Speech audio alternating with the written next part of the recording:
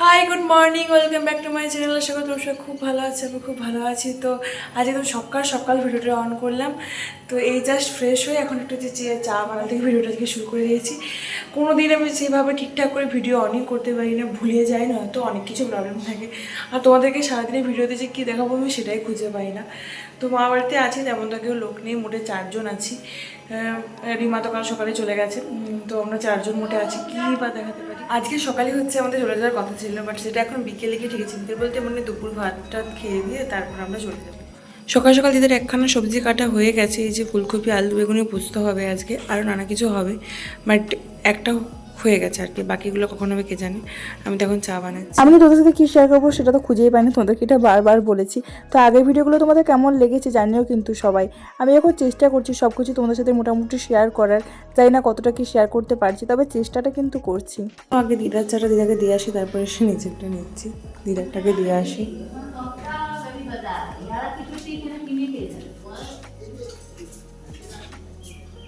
এই দিদা চা।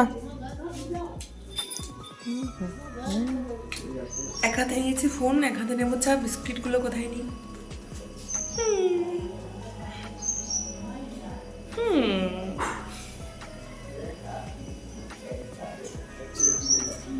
সকাল থেকে আর ক্যামেরা অন করা হয়নি, এই দুপুরবেলা খাওয়া দাওয়া সেরে এখন একটু ক্যামেরা অন করলাম, আর একটু পরে বাড়ি চলে যাব।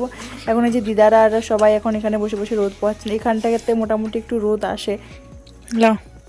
তো এই যে বেরোনোর সময় হয়ে গেল, আর আজকে জানো তো টুপয়াদা এসছে, এই মাত্র কিছুক্ষণ আগেও এলো, আর এখনও আমাদেরকে ছাড়তে যাচ্ছে। আর আজ আমরা মামুর গাড়িতে করেই বাড়ি যাচ্ছি, বেরিয়ে পড়েছি। যতবারই মা বাড়ি থেকে বাড়ি যাই না কেন, এত বড় হয়ে গেছি তাও মন খারাপ লাগে। আমরা 2 ভাই বোন পেছনে বসেছি, আর মারা 2 ভাই বোন সামনে। এই যে এখন গঙ্গামেলা পেরিয়ে যাচ্ছি, কি মিস করছি গঙ্গামেলাটাকে। ভালোভাবে গঙ্গামেলাটা এবছরও দেখা হলো না, গত বছরও দেখতে পাইনি, এবছরও না। এই দেখো এই দোকানগুলো সেদিন তোমাদেরকে ভিডিওতে দেখানোই হয়নি, এইদিকে রোডটাতে তো আসাই হয়নি। নদীঘাট থেকে বিক্রমপুর যাওয়ার পথে অনেকগুলো দোকান বসেছিল, সেই দিন তো এদিকে আসা হয়নি, তাই তোমাদের সাথে সেগুলো শেয়ার করা হয়নি। হাই, তো আমি বাড়ি চলে এসেছি, আর এসে পড়াতে বসে গেছি।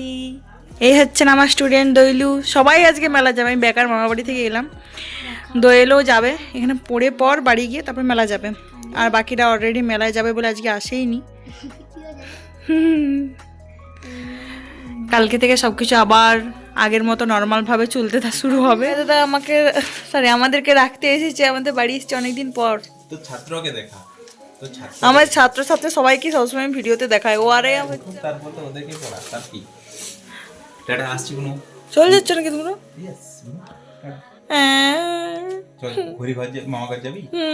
চল ঠিক আছে, সকালে আবার পৌঁছাই। ইয়াদি কি লিয়েছো না ওইখানেই পড়াবি, ওইখানে আসবি। ওদের দায়িত্ব নিয়ে নিতে হবে তাহলে, খাওয়া দাওয়া পড়াশোনা পোশাক পত্র সবকিছু। লীলা এ তো যাবি?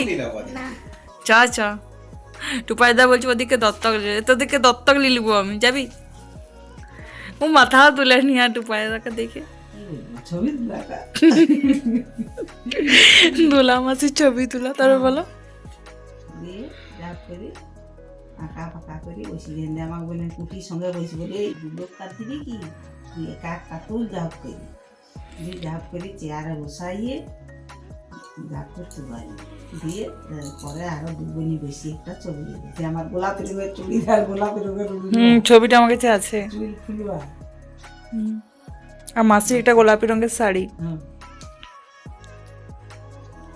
আমার তো মনে হচ্ছিল মাসির পোজটাই ভালো। উন্নত হয়েছে, আমরা তখন অনেক ছবি তুলি করেছি, আমার আইবুড়ের অনেক ছবি আছে, আমাদের দলুয়ারের নেই।